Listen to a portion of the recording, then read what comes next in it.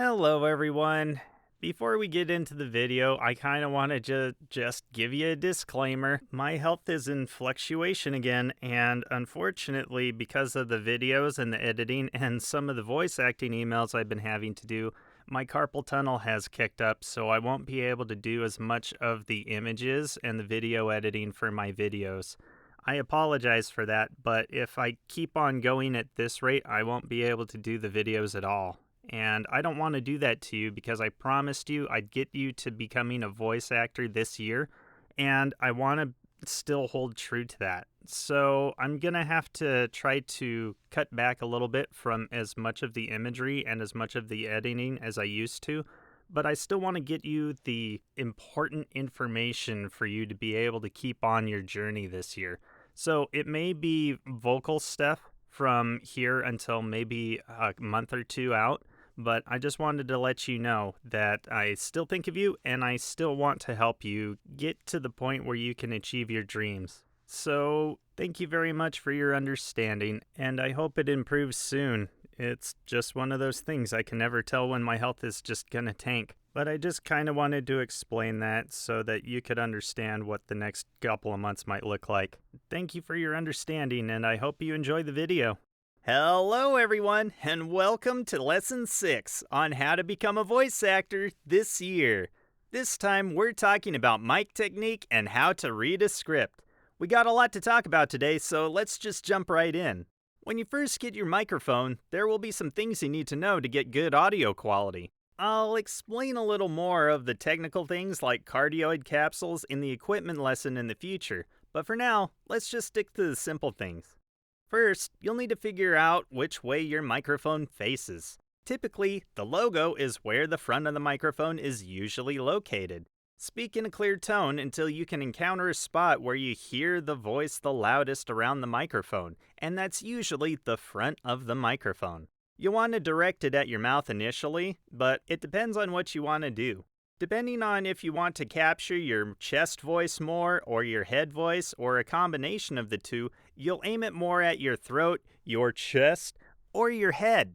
The proper distance to the microphone is also about a hand's width away, using kind of like a phone gesture, a hang loose gesture.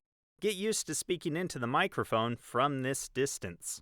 For quieter volumes, like whispering, you'll want to get closer to the microphone and turn up the gain on the volume knob in your dot or interface. And if you're yelling, you'll want to step back and then turn the gain down. Sometimes speaking at 30 or 45 degree angles to the microphone can be better than speaking directly into the microphone, but it just depends on your technique and the microphone for the particular scene. Now, why do we want to memorize all these directions? Well, it depends on what kind of voice you're going for. If you want a more chest voice, you'll aim the microphone down more towards your chest, and you'll get a more warm feeling down there. If you want it more toward your head, you're going to try to angle it more toward your head to get that kind of a voice more clearly into the microphone. Or if in my other lesson you're working on your middle voice, it might be better just to aim it more at your throat. That way it gets both the head and the chest voice both at the same time.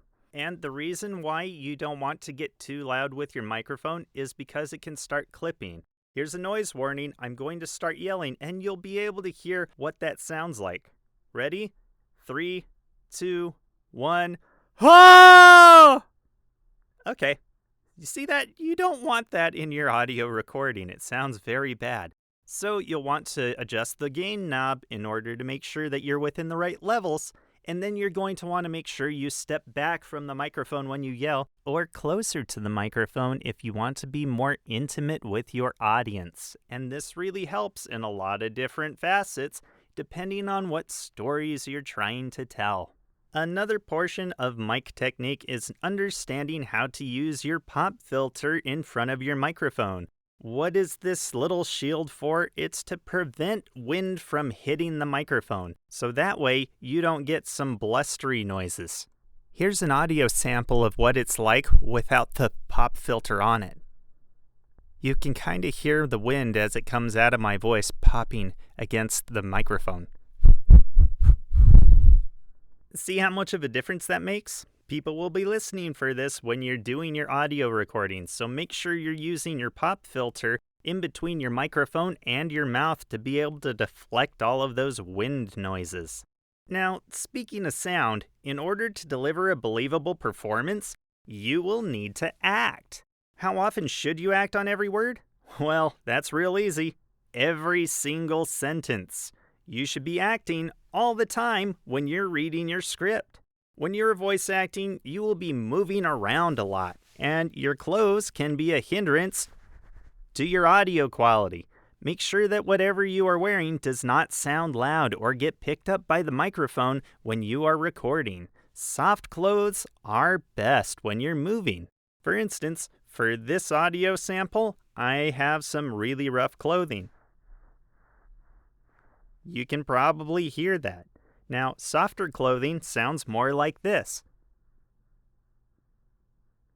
You probably can't hear that as much, right? That's what you're aiming for. Now, when you are acting, sometimes it's really good to have props available.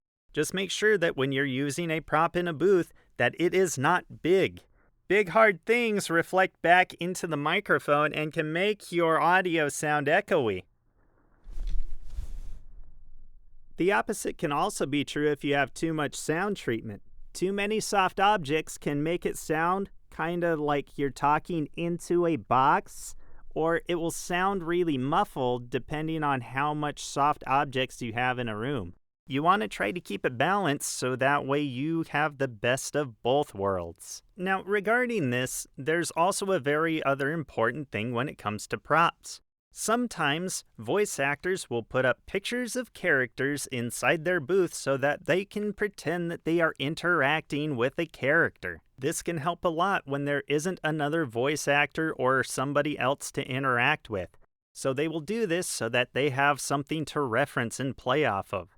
Keep in mind that that paper also reflects noise. You don't want to be holding it out in front of you when you're doing your script. You want to have it stationary on something so it doesn't wiggle around and make noise. But you also don't want to be talking across the paper and having the sound bounce off the paper and into the microphone. So sometimes it's better to have a small piece of paper rather than a big, large one inside of your booth. Now, when talking into the microphone, sometimes unwanted mouth sounds will arise like someone smacking their lips, right? This is called mouth clicking, and it happens all the time to every voice actor. It comes from not drinking enough water or eating the right foods before a vocal session.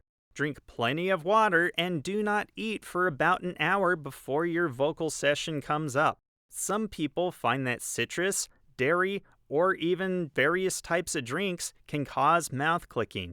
So you'll have to figure out which ones affect you to avoid this sound when you are trying to do a recording. Everybody's body is different, and you'll have to find out which things make your voice do this on your own. Now, on the opposite side of that coin, sometimes your throat gets really raw after doing a lot of talking for a while. So sometimes teas or lozenges will help when your throat is raw. It will help soothe those vocal cords. Keep in mind that even if you do this, it's just soothing them. There's still damage being done, so you'll want to take a break.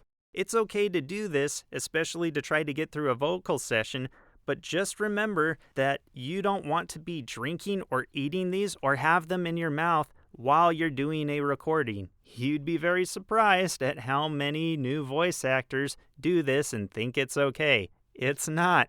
You don't want candy right inside your mouth when you're supposed to be doing a professional recording. It can be annoying, and you want to always show courtesy when you are trying to be professional. Speaking of professional, many times your clients will be with you on a Zoom or virtual call to be able to do these recordings, and this will cause a lot of annoyance and awkwardness if you do not follow common courtesies such as dressing well for the job when you show up for the Zoom meeting. Do not forget your pants during a Zoom call. Remember to brush your hair and make sure that when you are going, you are doing some sort of a casual formal wear. not something in your underwear, not in pajamas. You want to show your client that you take their project seriously. So be sure to convey that in how you present yourself, especially hygienically. People will be watching and they will expect you to be representing their project. So don't represent it badly. And while we're on the topic of representing ourselves and others, make sure that you are not representing your voice in a way that is lying to the client.